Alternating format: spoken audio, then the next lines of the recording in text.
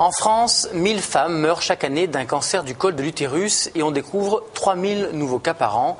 Le cancer du col de l'utérus, c'est une maladie particulièrement dangereuse car il se développe sans signe d'alerte. Il touche des femmes jeunes, entre 30 et 50 ans, et le risque existe dès les premiers rapports sexuels.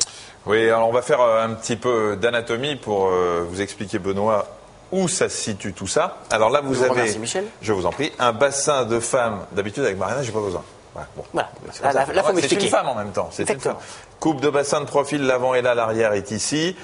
Ici, c'est le pubis. Vous avez ici la vessie. Là, le corps de l'utérus. Et derrière, le rectum. Et bien sûr, ici, l'anus. Eh bien, le col de l'utérus, c'est cette partie de l'utérus qui est ici et qui va directement entrer en contact avec le vagin. Alors, on voit sur cette coupe tous les organes qui sont dans la région. Et l'utérus est recouvert à l'intérieur d'une... Là, on a une vue de face, hein, je vous rappelle, les ovaires ici, les trompes, ici le vagin. Et vous voyez le col de l'utérus, on le voit très bien ici, arriver, c'est la partie de l'utérus qui est dans le vagin. Et il est recouvert d'une membrane, cet utérus, aussi bien au col qu'à l'extérieur. Et même à l'extérieur ici, c'est une muqueuse, ça n'est pas de la peau, c'est fragile parce que ça n'est pas recouvert justement par cette peau qui nous protège. Les cellules de cette muqueuse peuvent se transformer en cancer. Et lorsque le cancer se manifeste, il se traduit par des pertes blanches, ce sont ce qu'on appelle des leucorrhées ou des pertes de sang. Et elles sont parfois provoquées par les rapports sexuels ou même simplement une toilette intime. Mais la plupart du temps, il n'y a pas ou peu de symptômes chez des femmes jeunes et en pleine forme.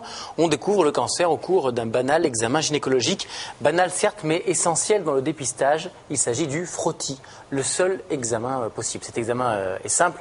Il consiste à prélever des cellules du col de l'utérus. Elles sont ensuite envoyées en laboratoire pour être analysées et pour voir s'il y a un cancer ou une infection. Emma Bose, Delphine Parek-Miller ont rencontré une jeune femme dont le frottis s'est révélé inquiétant. Lola. C'est en juillet dernier que cette jeune maman a appris qu'elle souffrait de lésions précancéreuses qui auraient pu dégénérer en cancer du col de l'utérus. Je suis tout simplement allée chez ma gynécologue faire un examen qui s'appelle le frottis.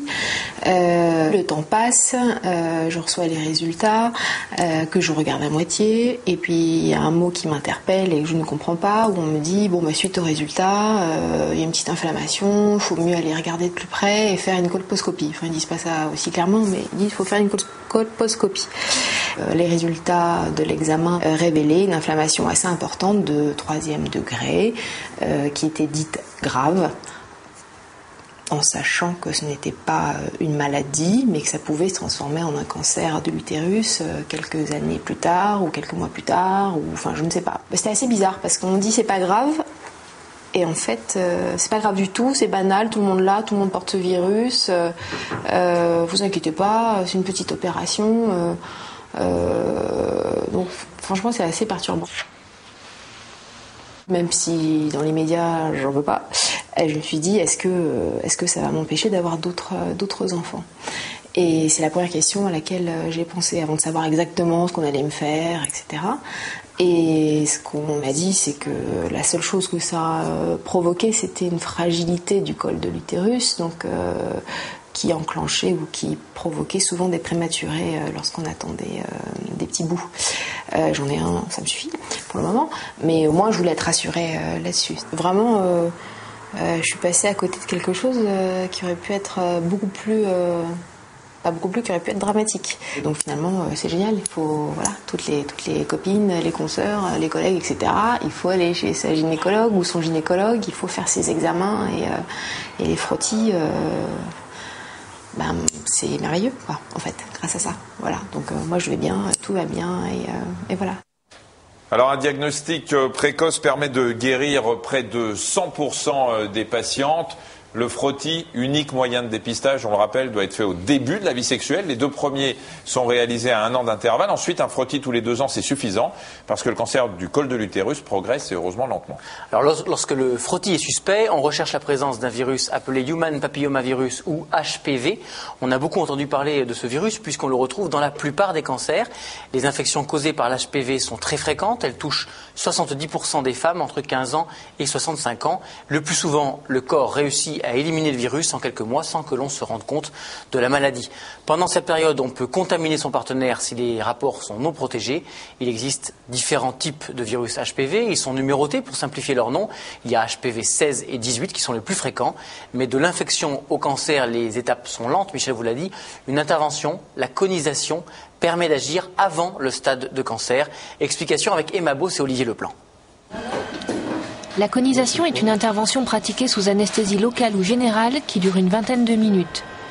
Elle consiste en une ablation d'une portion du col de l'utérus réalisée par les voies naturelles, le vagin. Donc là, nous avons une patiente qui présente une lésion précurseur du cancer du col, mais qui n'est pas du tout un cancer du col. C'est une lésion qui est due à un virus. Et ce virus entraîne une petite virus sur le col qui pourrait un jour éventuellement dégénérer. Alors, pour éviter qu'elle ne dégénère, on va la retirer. C'est un geste qui se fait assez rapidement, comme on peut le voir. Alors, là, on a déjà repéré les images de la lésion avec un microscope qui s'appelle un colposcope. Puis ensuite, on va retirer la lésion avec une résection à lance diathermique. Alors, on fait varier le diamètre de l'anse pour l'adapter à la taille réelle des lésions sur le col de cette patiente. Voilà à peu près la taille de ce qu'on va retirer. Le bistouri électrique en forme d'anse introduit par le vagin jusqu'au col de l'utérus est maintenant sur la lésion. Placé autour de celle-ci, l'anse en forme de lasso va permettre de réaliser l'ablation des cellules anormales. La lésion est retirée. Elle est déposée puis elle va être réanalysée ensuite par un laboratoire pour vérifier qu'on a bien tout enlevé. Voilà la petite lésion qui a été retirée, cette zone jaune centrale. Donc ce qui permet de voir que c'est une lésion précancéreuse, c'est son apparence. C'est son apparence, oui, c'est la petite tache jaune qui est là. Vous pouvez mettre le laser on. Donc voilà, maintenant on nettoie le col au laser pour que la cicatrisation soit bonne et qu'il n'y ait pas de problème. C'est un laser CO2. On a un petit spot qui permet de regarder, puis on peut tirer comme ça dans l'air et brûler la cible qui est à 40 cm de distance. Voilà, c'est tout. Donc maintenant, on retire le spéculum et l'intervention est terminée. En général, les suites sont simples. Il y a la cicatrisation du col qui prend 3 semaines. Donc pendant les 3 semaines, elle doit s'abstenir de toute relation et de bain. Voilà. Et puis ensuite, on contrôle 2 mois après que tout a bien cicatrisé, qu'il n'y a plus rien. Dans 95% des cas, il n'y a plus rien au contrôle à 2-3 mois et ensuite on surveille la patiente tous les 6 mois pendant 1 an pour vérifier que le virus ne se redéveloppe pas, ce qui est le cas le plus fréquent.